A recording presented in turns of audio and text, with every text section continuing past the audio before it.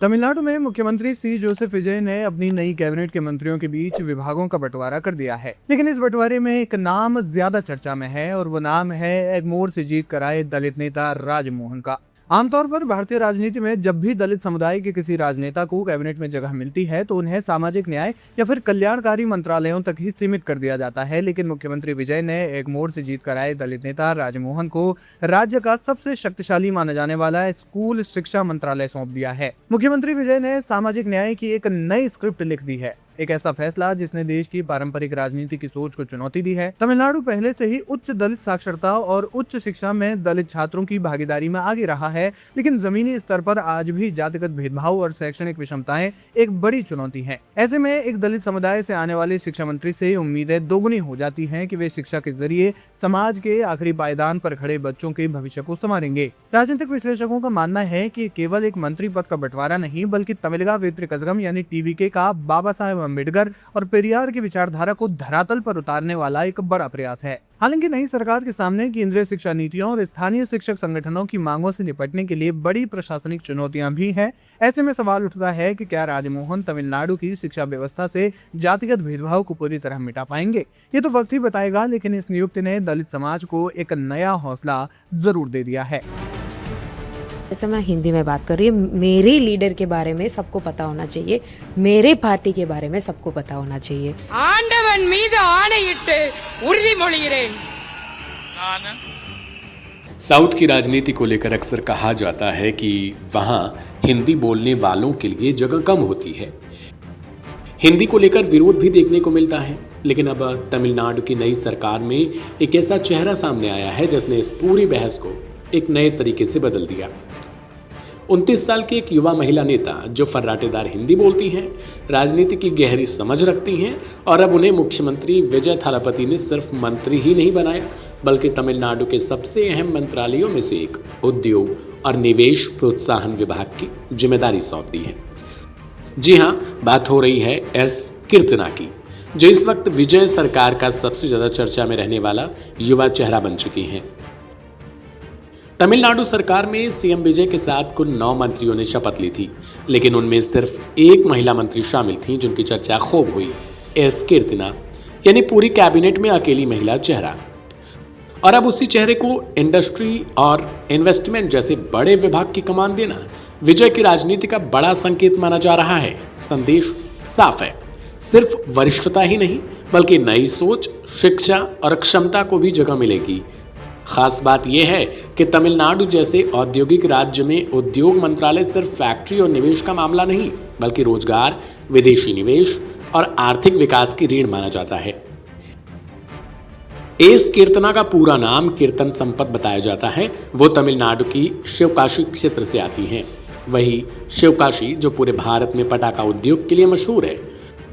मध्यम वर्गीय परिवार से निकलकर राजनीति तक पहुंचने वाली कीर्तना ने पढ़ाई पूरी करने के बाद राजनीतिक सलाहकार के रूप में काम किया, यानी उन्होंने राजनीति को सिर्फ मंच से नहीं बल्कि सिस्टम के अंदर से समझा है। रिपोर्ट्स के मुताबिक उन्होंने पहले अलग राजनीतिक नेताओं और संगठनों के साथ भी रणनीतिक भूमिका निभाई, इसलिए प्रशासनिक समझ उनकी ताकत मानी जाती है। चुनाव के दौरान एस कीर्तना के कई वीडियो वायरल हुए थे। वजह थी उनकी हिंदी, क्योंकि तमिलनाडु की युवा नेता होने के बावजूद वे बेहद आत्मविश्वास से हिंदी बोलती हुई नजर आई।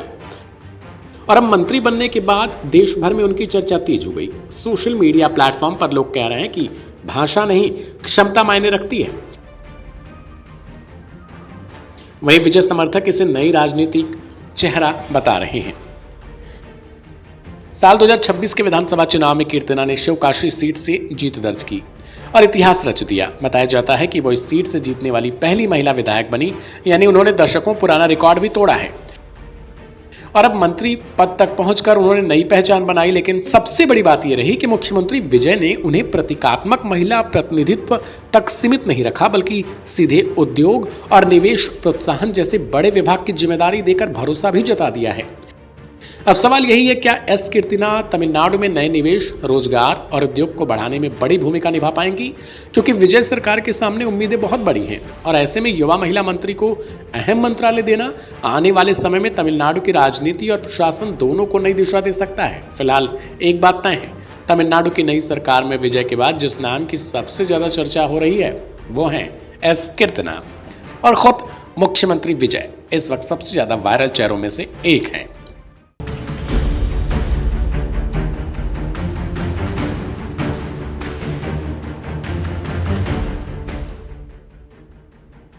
तमिलनाडु के मुख्यमंत्री और टीवी के प्रमुख विजय ने एक बार फिर लोगों का दिल जीत लिया है और इस बार वजह कोई बड़ा राजनीति फैसला नहीं, नई योजना या तगड़ा भाषण नहीं, बल्कि एक छोटी सी बच्ची की बात मान लेना बताया जा रहा है।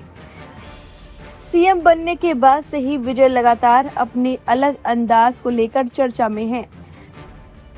कभी जनता के बीच उनका सादा व्यवहार सुर्खियों में बनता है तो कभी उनके फैसले की चर्चा होती है। लेकिन अब सोशल मीडिया पर जिस चीज ने सबसे ज्यादा लोगों को ध्यान खींचा है वो है मुख्यमंत्री कार्यालय में उनकी कुर्सी पर रखे जाने वाला सफेद तौलिया। दरअसल कुछ समय पहले पर्यावरण कार्यकर्ता लिसी प्रिया कजगम, जो कि अभी उम्र में काफी छोटी हैं, उन्होंने सोशल मीडिया प्लेटफॉर्म एक्स पर विजय से अपील की थी कि सरकारी दफ्तरों में कुर्सियों पर लगाए जाने वाले सफेद तौलियों की परंपरा खत्म की जानी चाहिए। लिसी प्रिया ने कहा था, नमस्ते टीवी केसर, क्या हम भारत में वीआईपी कुर्सियों पर सफेद तौलिया लगाने की इस परंपरा को खत्म कर सकते हैं? लोगों को पहले से ही पता है कि मुख्यमंत्री वीआईपी होते हैं। यह तौलिया संस्कृति अब मंत्रियों, नौकरशाहों और यहाँ तक कि छोटे अधिकारियों तक में भी अपनाई जाने लगी है। सर, आप लाखों लोगों के लिए एक बड़ी प्रेरणा है। इस बदलाव की शुरुआत आप कर सकते हैं। उन्होंने अपने पोस्ट में लिखा कि अगर सच में देश में वीआईपी संस्कृति खत्म करनी है तो ऐसी छोटी छोटी परंपराओं को बदलना जरूरी है। सोशल मीडिया पर उनका ये पोस्ट काफी वायरल हुआ। लोगों ने भी इस पर अपनी राय रखनी शुरू कर दी। लेकिन असली चर्चा तब शुरू हुई जब कुछ दिनों बाद मुख्यमंत्री कार्यालय में विजय की नई तस्वीर सामने आई। तस्वीर में विजय हमेशा की तरह अपने दफ्तर में बैठे नजर आए, लेकिन लोगों की नजर सीधी उनकी कुर्सी पर जाकर टिक गई। वजह थी, इस बार कुर्सी पर सफेद तौलिया नहीं था। बस फिर क्या, सोशल मीडिया पर लोगों ने कहना शुरू कर दिया कि विजय ने एक छोटी सी बच्ची की बात मान ली। कई यूजर ने लिखा कि यही वजह है कि लोग विजय को पसंद करते हैं, क्योंकि वो छोटी छोटी बातों पर भी जनता की भावनाओं को समझते हैं। कुछ लोगों ने इसे वीआईपी कल्चर के खिलाफ बड़ा संदेश बताया। यूजर्स का कहना है कि राजनीति में अक्सर नेता सिर्फ बड़े बड़े भाषण देते हैं, लेकिन विजय ने बिना कुछ कहे एक छोटा सा बदलाव करके बड़ा संदेश दे दिया है। हालांकि कुछ लोग ऐसे भी कह रहे हैं जिन्होंने इसे सिर्फ प्रतीकात्मक कदम बताया है।